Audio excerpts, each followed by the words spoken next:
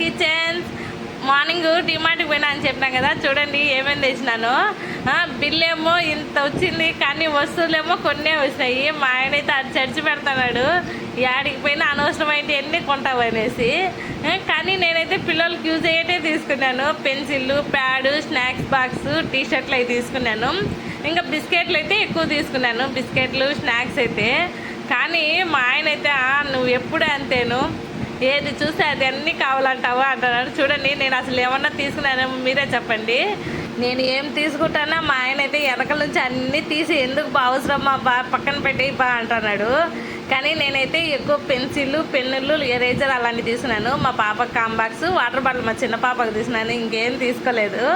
అప్పటికి చెప్తానే ఉన్నాడు బిల్లు ఎక్కువ అవుతుంది, ఎందుకు అన్నీ తీసుకుంటాను, ఇంటికాడ తీసుకుందులే అనేసి. కానీ నేను వింటానా. అప్పటికి స్నాక్స్ అయితే ఎక్కువ తీసుకున్నాను. మా ఇంట్లో అయితే చూడండి కొన్నిటికి ఎంత బిల్లు అయిందో 1600 అయితే అయింది.